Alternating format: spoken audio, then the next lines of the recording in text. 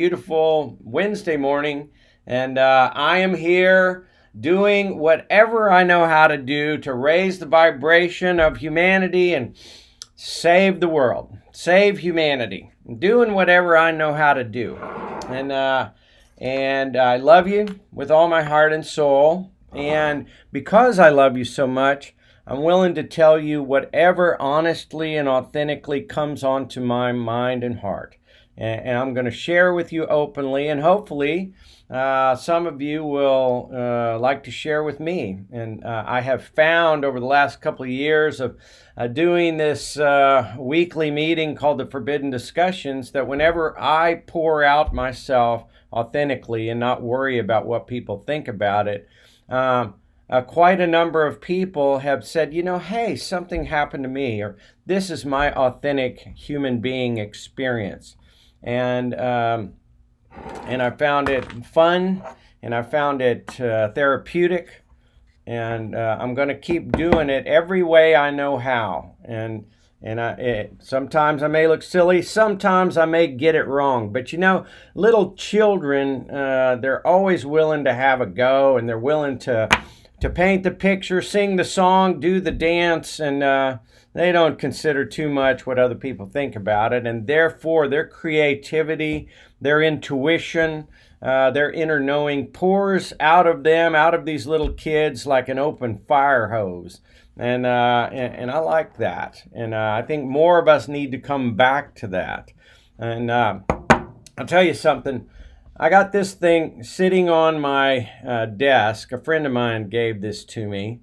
It's a beautiful wooden pyramid, and I look at it every day and think about it. And what is it about this shape, this type of structure, that is so intriguing? What is that all about? And really what it makes me think of is, as I've said before, I lived in southern Peru in the city of Cusco for 4 full years, and then I was back and forth another couple of years. So I spent a lot of time 2 miles above sea level in the city of Cusco, Peru, where we lived, and I served as a Christian missionary there. And the nature of my job was to attract groups of mission teams down there and to guide doctors and dentists and builders and teachers and eye clinics and construction crews all over southern Peru, and some in other parts of Peru as well. I know Peru intimately well, and from the moment I got to that place, and certainly as I stayed there, several things happened to me. I believe that that is one of these energy meridian points of the highest order. It's a place up in the mountains where there was a great civilization who could build amazing buildings. The very quickly, the PhD tour guide story got real thin. All right, that primitive people with little copper chisels and hemp ropes and a whole bunch of slaves, were able to, quarry and carve and precisely shape and move and lift 50 and 100-ton stones and put them together like a jigsaw puzzle and make them earthquake proof. That story started running real thin real quick when I moved to Cusco, Peru. And I started, there's something turned in me, folks.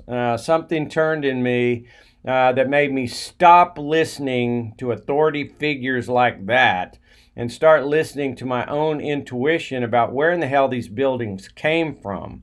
And this was sort of the first crack in my box. I was already sort of intuitive, but I come from a conservative Christian background. I was a member of Baptist Church for almost 25 years. And I was a Christian missionary as well. So my thinking was shaped by this conservative structure.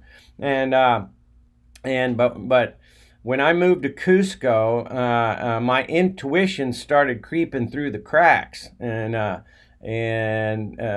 so I abandoned the common story that primitive people built these things.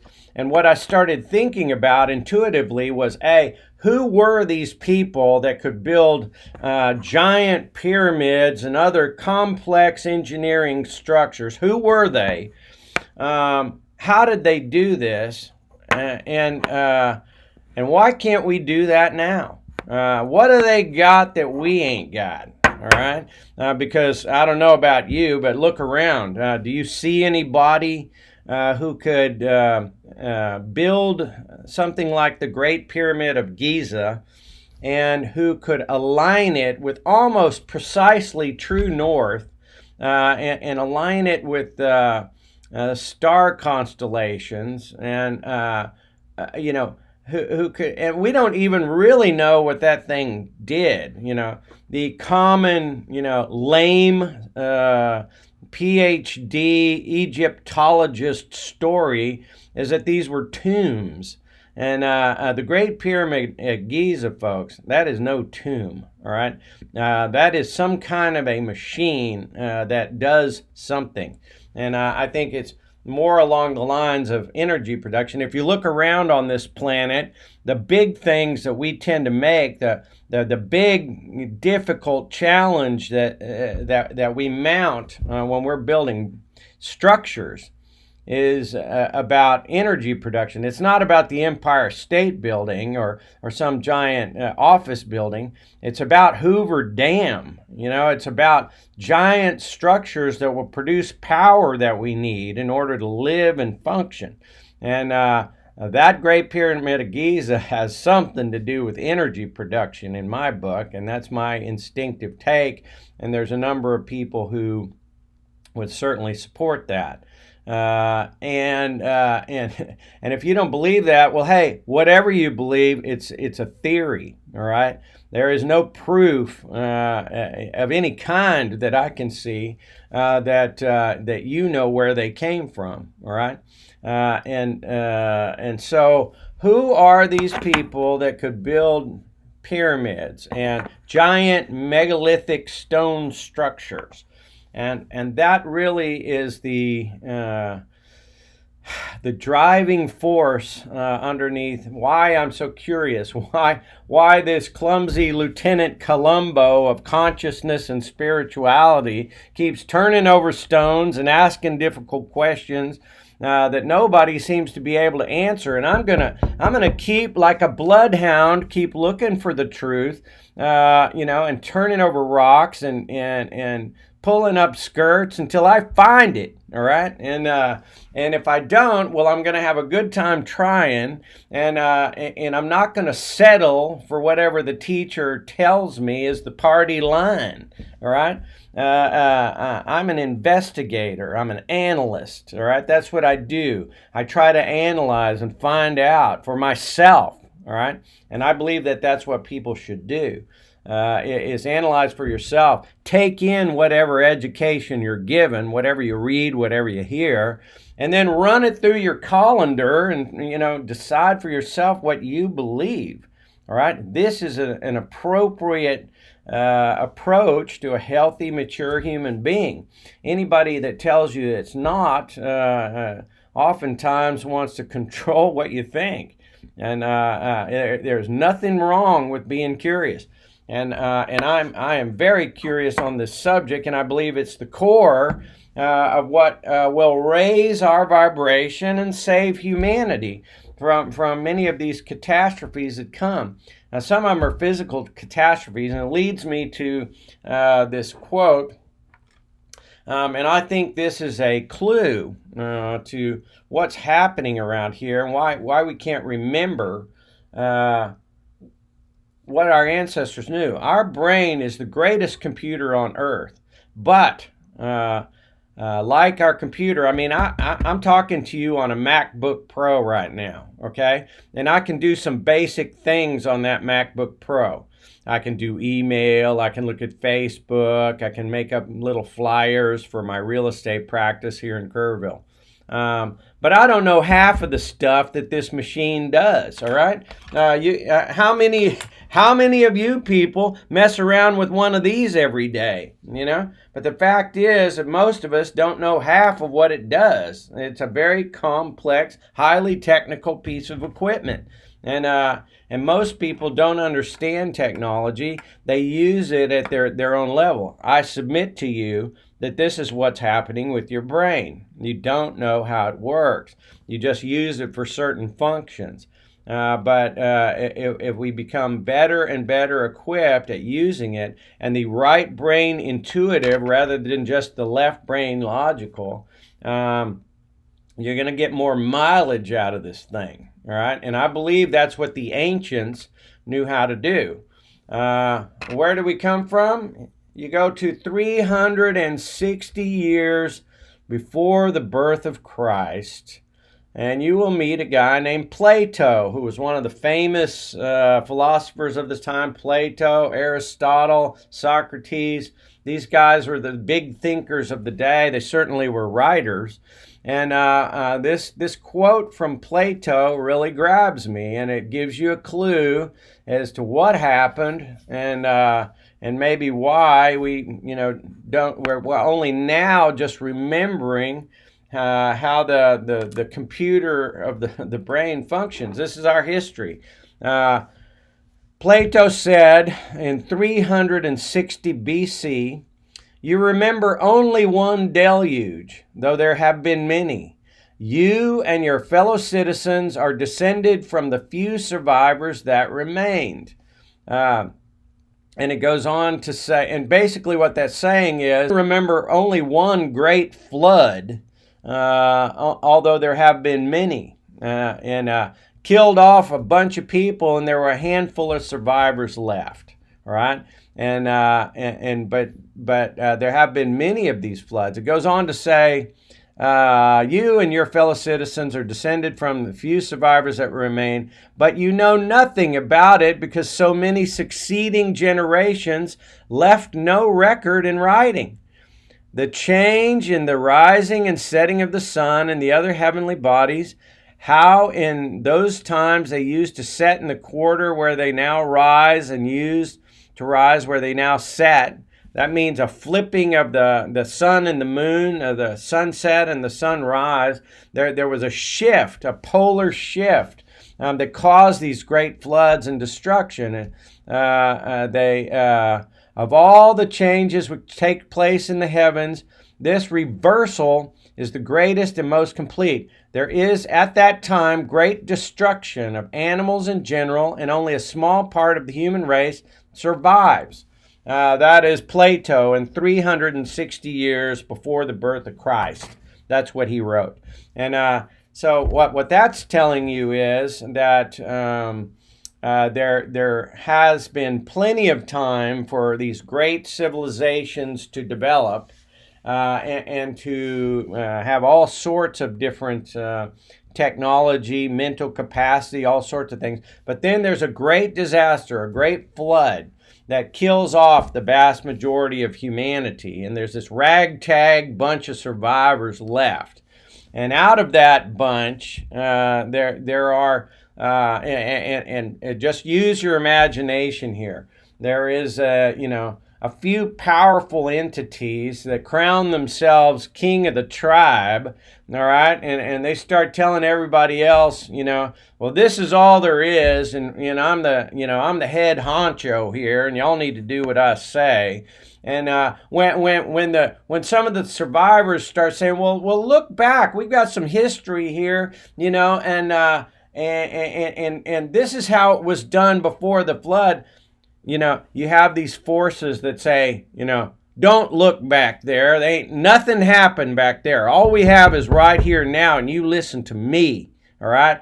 And this is how these strong principalities, these these kingdoms. This is how people crown themselves king and establish this serfdom, this slave race, and started, throughout history, the winners, of the wars. One of the first things they do is go and erase the history of the losers.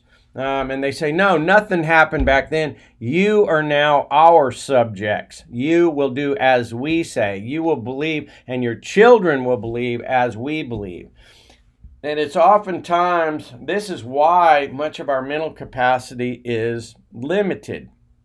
Because they had a power over their own consciousness that was greater, but many of these skills have been discouraged and killed off. And what happens, you got these indigenous folks all around the planet that they have these tribal customs. They live naturally, indigenously, and whenever these kingdoms, these principalities come into contact with those instinctively functioning indigenous cultures, what do? Well, they kill off as many of them as they can, because these are the independent free thinkers. We don't want any of those, all right?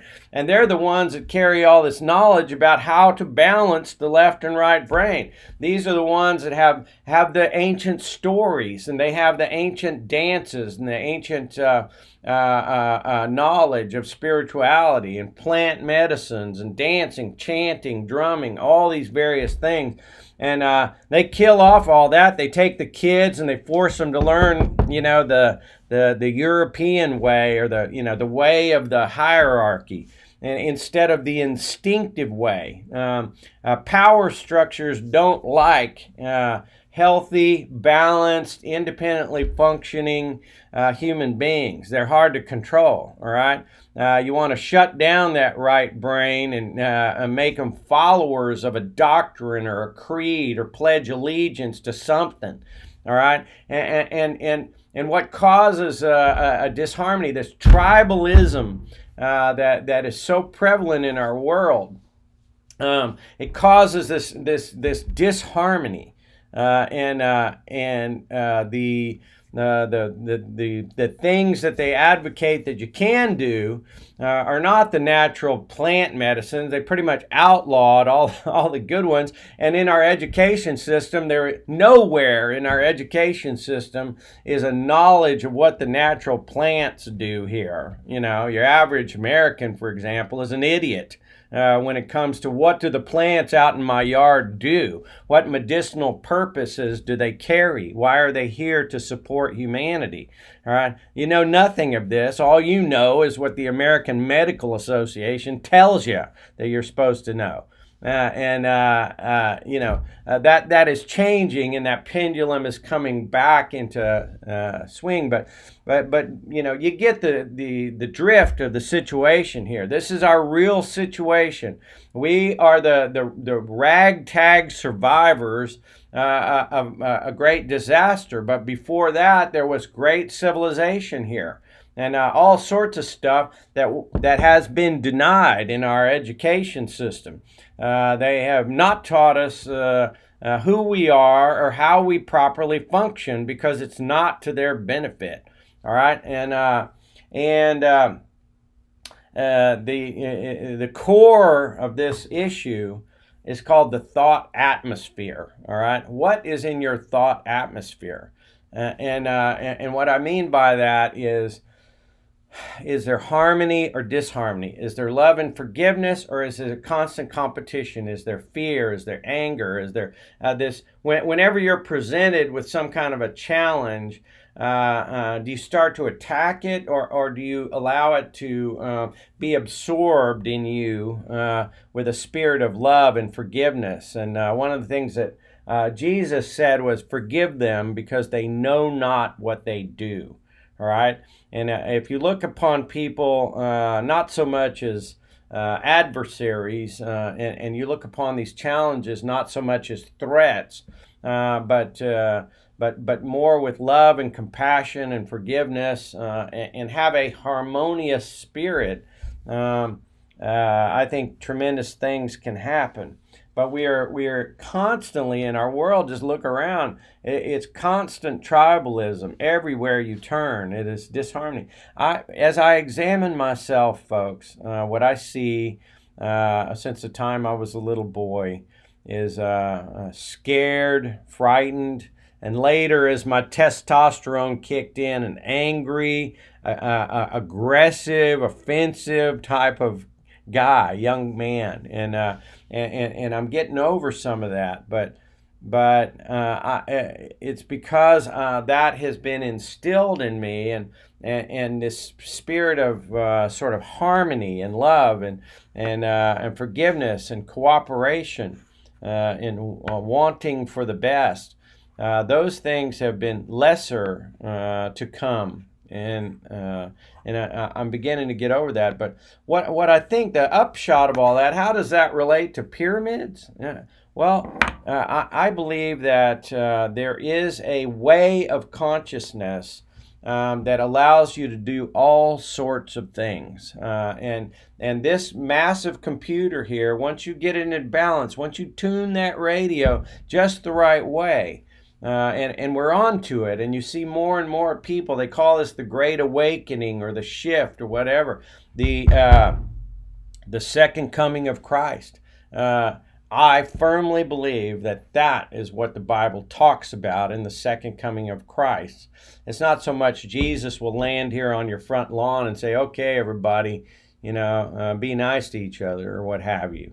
What I believe is, and what Jesus talks about in the Bible, do you not know that you are gods? Do you not know this? All right, and it's a rising of the Christ consciousness, and when we all, enough of us reach a certain vibrational level, a harmonious vibrational level, there will be a shift. And when you look at cymatics or how vibrations shift geometric patterns and things like that, once human beings reach a certain collective harmony, that's when a major turnover will happen, and we'll have the capacity to think in much greater ways. And the author Henry David Thoreau, he wrote the book called Walden. This is the guy that moved away from society, and he dreamed about a different kind of life.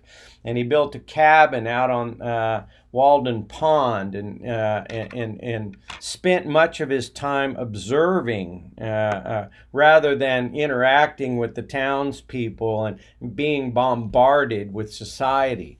And he wrote some beautiful things, and one of my favorite quotes from him, normally you only hear a short version of it.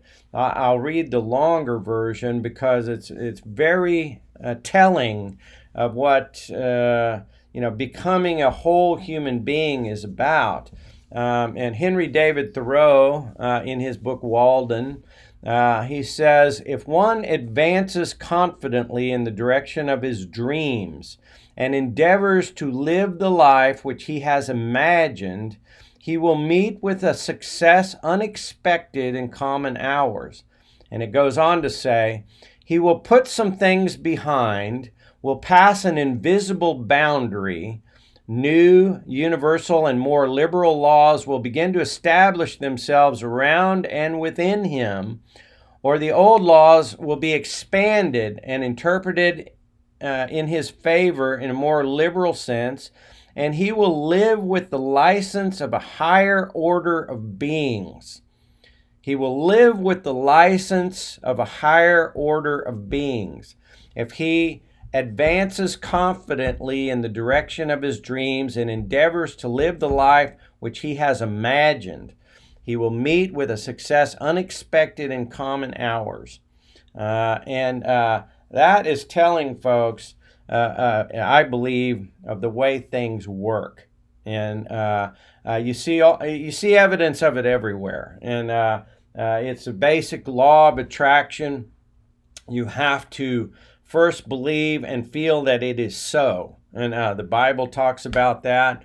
and believe things are going to work out the way that you imagine they will, and not have this disharmony. These frequencies are constantly coming into you to try to cloud and confuse your core frequency. You develop your own core frequency, your own thought atmosphere inside you. And as you do that, and as you create this positive vibration, and I'm talking to myself here because I'm a student of this. To create that Christ consciousness, that love of Christ that's within you, it is a vibrational thing, all right? And what happens is when you have a core consciousness, a core thought atmosphere within you, that's so strong and it's full of love and forgiveness and constantly in search of good things and positive things. And you've cultivated that garden so well that when negativity of any kind comes into your energy field, into your frequency, what happens when you heat up your consciousness so well? It's like when you take a drop of water on a white hot piece of steel and you drop it on there. What happens to the water? It just dissipates, and that's because your internal structure is so strong. And it is with this type of consciousness, I believe, that people could build pyramids, do all manner of different things. This is how it comes to me, folks. When you have practiced and developed internal strength, more positive things come to you. If you are developing negativity, what happens is not only are you dwelling on something negative, but you are also attracting those like negative waves. And negative people, negative situations will come to you. You're like a magnet, all right? And you turn that polarization around on that magnet, and all of a sudden you're cultivating only positive things. You believe that positive things are happening. You believe that the best in people, and you forgive them because they know not what they do. And you see them all as part of yourself, and they each are dealing with their own frequency tuning of their mind. And you look upon them that way, and you have this positive core feeling. You're radiating out, not absorbing in. All right, it's transmission and reception for sure, but you're getting back whatever you send out. It's like these. Radio waves, like a radar. You send it out, it bounces back. This is how your brain, your vibration works, all right? This is how it works. And so you must be tuning to the right frequency all the time and keeping yourself in that balance, not allowing. It's like, flying to Los Angeles, flying to Honolulu from Los Angeles. You set the radar, you set it, all right? And then the winds may try to blow your craft off course, but as long as that radar is set, it's constantly coming back onto a smooth line to your destination. This is easier said than done, and I certainly am guilty of getting ruffled by things, but I'm getting better at it. And when you start off doing this, you may be blown way off course, but as your radar gets stronger and as you tune your frequency better, you're staying on a better track, on a better line. And the cultivation is the key. How to cultivate this in yourself and not get so ruffled. Well, there's many things that contribute to you having a higher frequency. I've gotten a lot of it from the Baptist Church and reading of the Bible, although that book gives me reason to believe. My reading of the Bible has brought a tremendous amount of knowledge and spirituality and how all this kind of thing works. But as I read the Bible, it also speaks of an ancient civilization before the Great Flood. People had knowledge and powers of all different sorts, and this is the way it comes to me. All these, the fact that there are all these fragmented little stories in the Bible indicate to me that there was just a collection of the story fragments, and what was the real thing? It says, hey, there's giants on the land. Well, who were they? What happened? Who were these guys? And just a lot of things.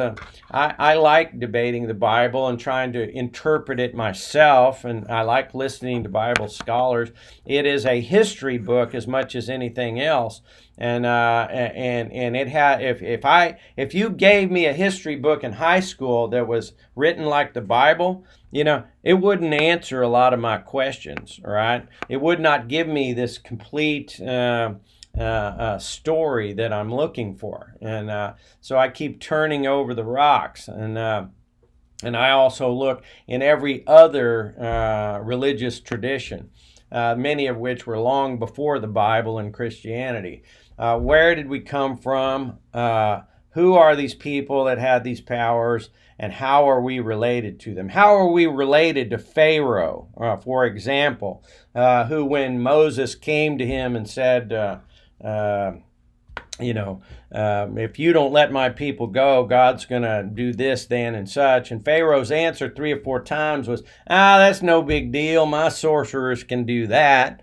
All right. Now, who was this guy? Pharaoh was a normal human being.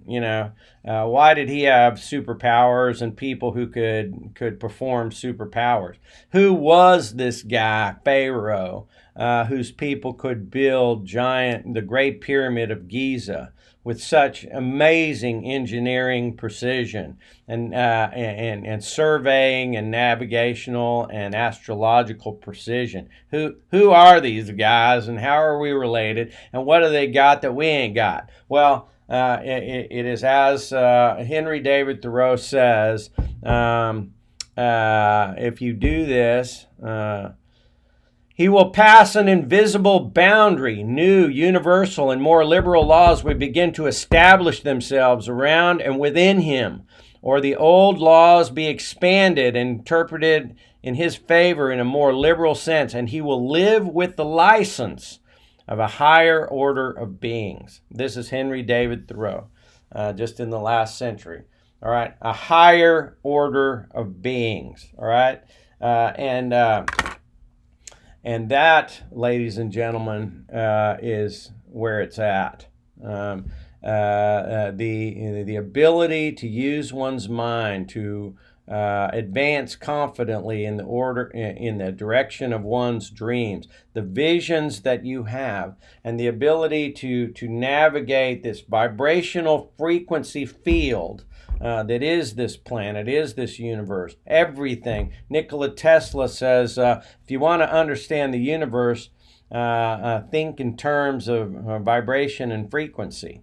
All right, that is how it works. All right, and so given that knowledge, what is the thought atmosphere or the vibrational frequency atmosphere that you are cultivating in your mind? All right, and I submit to you that if you will pay attention to that, as I am trying to do, and cultivate a garden, a mental garden that's much more about love and forgiveness. And when you are met with some kind of confrontation, then instead of meeting it head on and being in conflict with it, that you become such a soft, positive frequency that it cannot clash with you. That it's soft. It's like falling into a ball of cotton. All right, and you're so soft and gentle, not to be vulnerable in such a way that you would be harmed, because you have to protect yourself in any way you can. But creating a mental force field that does not, it's not static. It is flexible. All right, this is easier said than done, especially for a frightened and thus angry, aggressive type of left brain logical person that I have been. And as I look back upon many years, one of the greatest things that happened to me in my life is that I was able to travel all over the world, and that has helped temper this frightened, angry, sort of aggressive young man that I grew up to be. And I was blessed mightily by the oil and gas exploration business when I was 19. I got a job with a company called Geosource, and it flew me all around the world. The doors to the world swung open when I got a job with Geosource and many other oil and gas exploration companies. That's why it took me 10 full years to get 4.5 years of college at St. Edward's University in Austin, because I got to travel all over the world. And so I did not stay in my same little circle of people in Houston. I had a circle of friends and my family there, and same sort of vibrational environment, let's say. And then I would fly to the other side of the planet, and I would be in Latin America, and I would pick up on those vibrations, and then I would come back to Houston, and then I would fly to North Dakota or Wyoming and places like that, and then I would come back, and then I would be in Louisiana, and then I would be in China and Southeast Asia. And so I got this broad perspective. I got to travel a whole lot, especially over 20 years between, say, 1978 and 1998. I got to travel all over the planet. And this gave me a great perspective in carrying out this mission that I'm on today, wherever that leads. That global perspective has helped me and helped temper a lot of that, to see and feel how other people around the planet live. It's really hard, folks, to hate people on the other side of the world. If you've been sitting in their homes drinking tea and getting to know their family and the pet dog, it's hard to hate those people. It's hard to believe that those people will roast in hell because their mommy and daddy taught them something else besides Jesus. All right. And this is the way it comes to me. I cannot condemn people. All right. This is a fundamental break that I had to have with the Baptist Church. Love them to death, Thankful, so thankful to have not only been a church member, but to serve as a missionary. And they facilitated my sharing the love of Christ with a lot of people in Peru and Cuba that really needed it. Thank God. And that was a lot of my fundamental training. But at the end of the day, when I was nominated to be a deacon, and I had to sign a document that says, do you believe in the eternal lake of fire for the non-believer? Folks, I could not do it. It shorted my circuit. It overcooked my grits. All right. And I could not do this. And from that moment forward, I could not be a member of that tribe that would condemn all other tribes. And I believe that is detrimental to the future of this planet, that tribalism. And it's just the way I roll. And so I think people get lost in this notion of being right.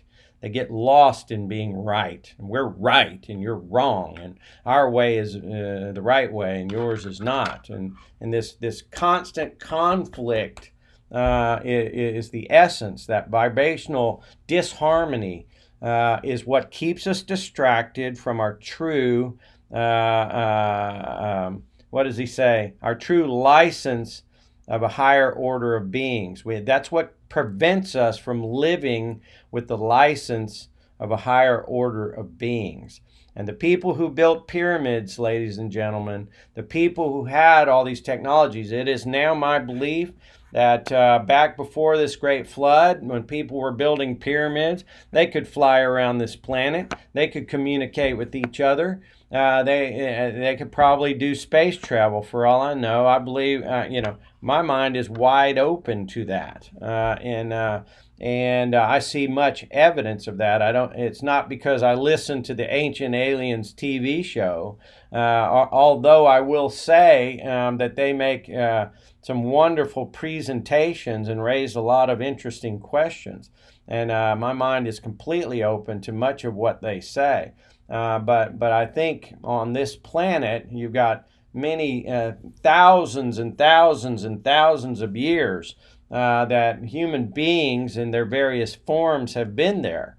And you're going to have, it's going to go on. And now when my dad was a little boy, all right, they didn't have a television, okay? They listened to Buck Rogers on the radio, right? That's just a few short years ago, all right? And we've come from these dark ages where, they had a crank telephone, and they didn't have the airplane just a, short time ago. And now we're cruising to Mars. They didn't have, a very good communication. The computer, when I was a kid, the computer down at the Houston Chronicle building was the size of a city block. Dad used to take it down there and watch little punch cards go by, and now you got 1,000 times more power in this little thing. I mean, where will we be tomorrow, and what kind of folks will we be then? All right. This thing is moving along at a high rate of speed, and it's time for folks to wake up. These petty conflicts and tribalism have got to stop if we are going to survive. And Martin Luther King said, what did he say? We'll either live as brothers or die as fools. That's the way it's going to be, and so this spirit, this inner cultivation of our thought atmosphere is so very important, and that's why, in my opinion, a meditation practice and this bringing about a balance and an equilibrium in this massive computer between your ears. So important, not to distract it with liquid chemical depressants like booze, constantly all the time, and being distracted with stuff like, news. I myself am guilty of turning on Fox News just to see what's going on. I turn on CNN sometimes too. I vacillate between the different positions, and I don't like to get in politics because it always leads to conflict. It's a bad habit. Cast your vote. Cast your vote with your heart, and that's it. Don't. I start, and by the way, I start kicking people off of my Facebook page who are all political. I can't stand the vibration. I found myself unfollowing quite a number of people who, now that we are in an election year, want to talk about this stuff. I don't. And I have no interest in that. I'm tired of that. And it ruffles my vibration. And I want harmony and peace. And to the very best of my ability, that is the thought atmosphere that I'm trying to cultivate. And when I'm confronted with people, and especially if they're friends, you don't want to be impolite, and you want to listen to their angry story, or how they were offended, or how somebody did something wrong, or whatever it may be. So instead of just turning them off like a radio and walking away, what you can do is put out a force field of positive, gentle kindness toward them, and in silent prayer that they will recover from that shit, and be right there with them as you project rather than receive. All right, and that's really what it's all about, is the cultivation of such inner strength of peace and harmony and forgiveness and understanding. And that's a good start. All right. Now, is that going to help you build a pyramid in your backyard? I don't know. But I think that's a good start to bringing about a balance. And there are deliberate forces here that have helped cause this balance toward the left brain logical. It instills obedience to a system. All right. And we're right and everybody else is wrong. All right. And there's a lot to be gained from left brain logical education. A lot. That's why you got to have a balance between the two. All right. Jordan Peterson was talking to a bunch of atheist young people, who were trashing religion, and his answer was, why would you want to trash something that's doing so much good? What alternative are you offering? Going to church, has helped raise me to be a better person and help me raise wonderful children. I don't buy the whole enchilada, but it's been real good for me in so many ways. And so, one of my favorite things to do is go to church, go to Bible study, learn things, Yeah, but it doesn't mean I buy the whole enchilada, and I certainly don't buy the part where we're in these spiritual tribes all over the place, and that we're not one people. I believe God brought us all here, and He's taken us all home, and that's what I believe. And he scratches his head in wonder at all this tribal infighting, but it's ours to work out, and you got to do the best you can. Let's see. I think I covered a lot of it.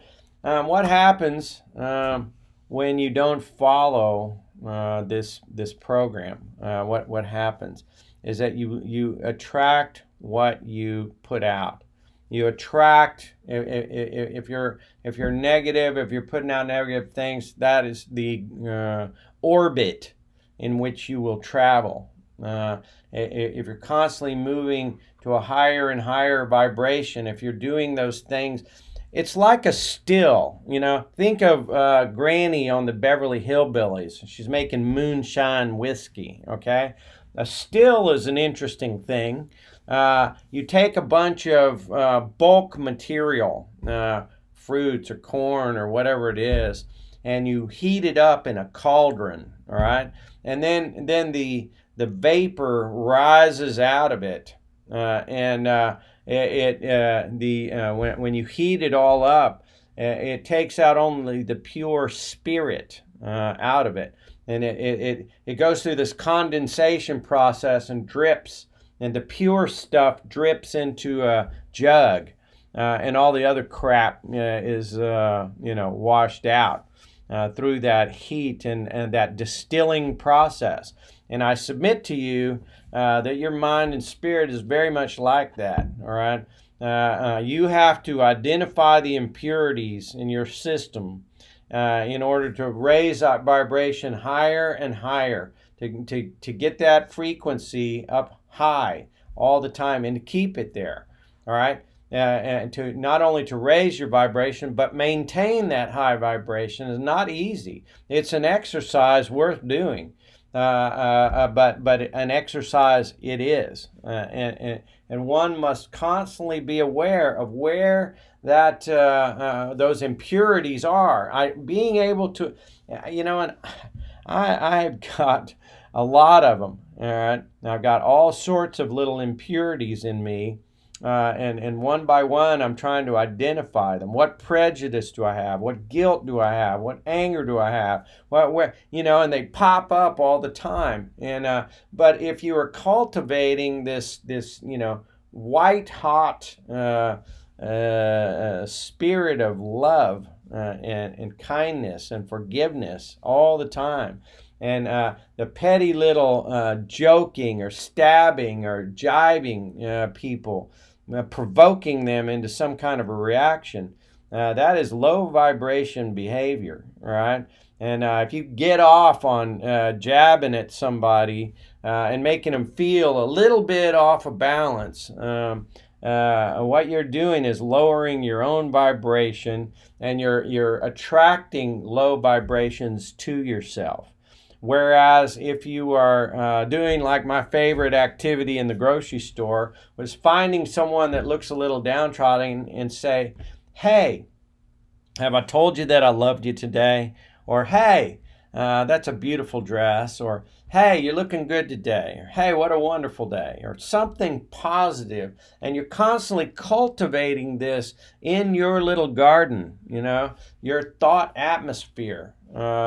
What happens is, and it's all about success. If you feel that you're going to fail, if you have thoughts of failure, which I am certainly guilty of, then guess what's going to be attracted to you? Situations that help you to stumble. All right, but constantly be in a vibration that everything's going to work out and everything's going to be great, and you're going to win. I'm reminded of a quote from The Alchemist, and it's one of my very favorite books by Paulo Coelho. He's a Brazilian guy that wrote The Alchemist, and the key line in there is if you want something, the universe conspires to help you get it. All right, but it's more than just wanting something; it's expecting it. The Bible speaks to this too. Expecting that things are going to happen, feeling as if they've already happened. If you want to be successful, feel like you're already a success. Feel as if you're someone strong, successful, powerful. This phrase that I heard from, there's a wonderful guy. He's an old guy, motivational guy. What's his name? I can't. It'll come to me.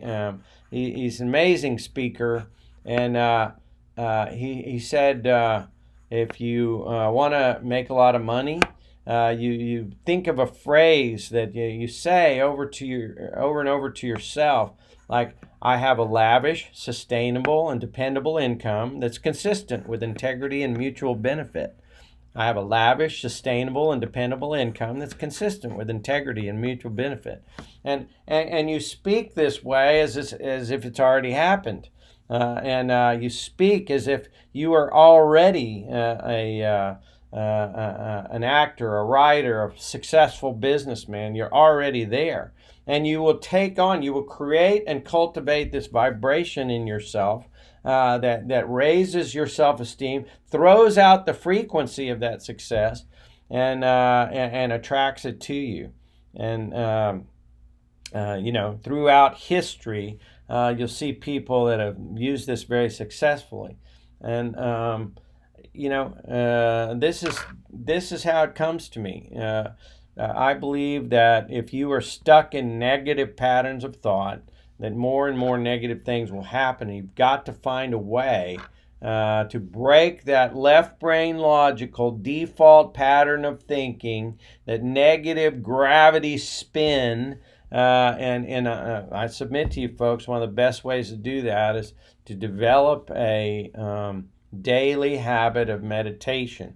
Go turn on Dr. Joe Dispenza on YouTube and listen to what he has to say about training yourself into a meditation habit. It's simple, so simple, but not easy when you have a very active, chattering brain. I work at this every day, trying to sit myself down and allow myself to disengage, to learn other ways that people use their minds. So, I went to this thing the other day, and I found this thing, which is, I don't know anything about it. This guy named Ekinar, and Spiritual Experiences Guidebook. And he talks about, one of the main things he talks about is a vibrational tone called hue. And chanting has been around for forever. vibrational tones. And what he talks about is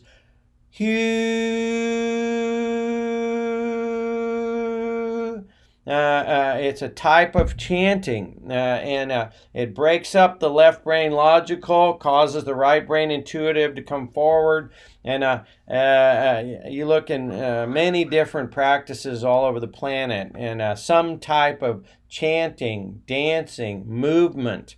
Some people can't think if they don't move, Trying to make a kid sit into a classroom for 8 hours a day and then telling him he's bad if he moves around is like locking a Labrador retriever puppy in a small cage and expecting him to be normal when he grows up, all right? It's ludicrous. And these children will tell you what they want, what they need.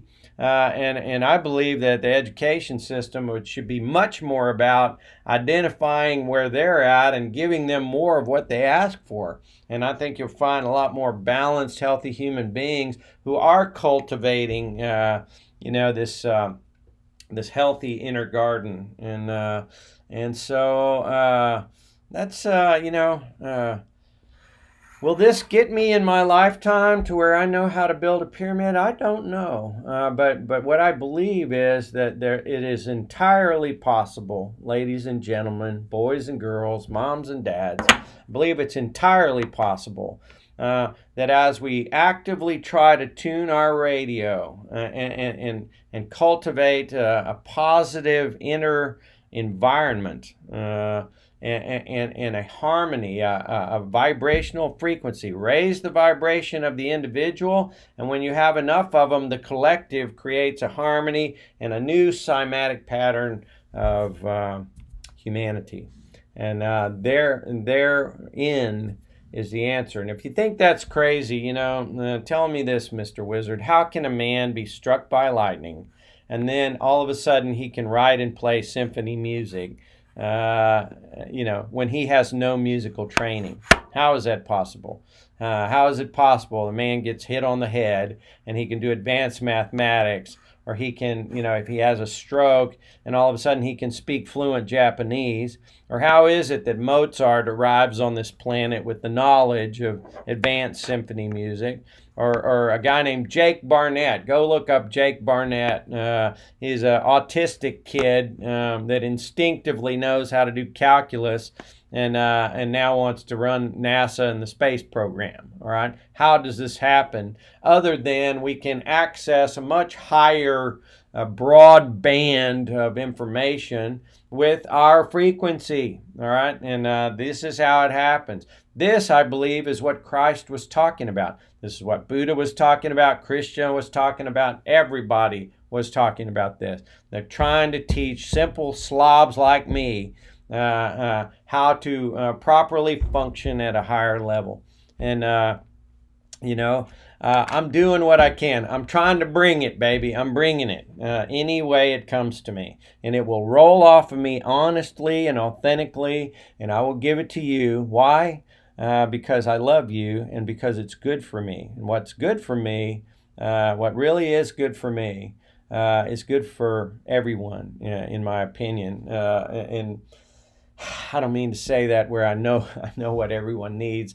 Hey, I'm going to get it wrong once in a while, but I'm willing to get it wrong. I'm willing to look ridiculous. I'm willing to tell you however it comes to me because I love you very, very much. And so I hope you have a great day. It's just about 6 o'clock. I have been to my mental gym today, and I've given you what I got. And so I hope you have a great one. I hope you actively try to, cultivate that thought atmosphere, that mental garden, towards a positive way. Try to settle that left brain logical down a little bit, bring some balance. And I'll see you tomorrow. I love you. I'll talk to you later.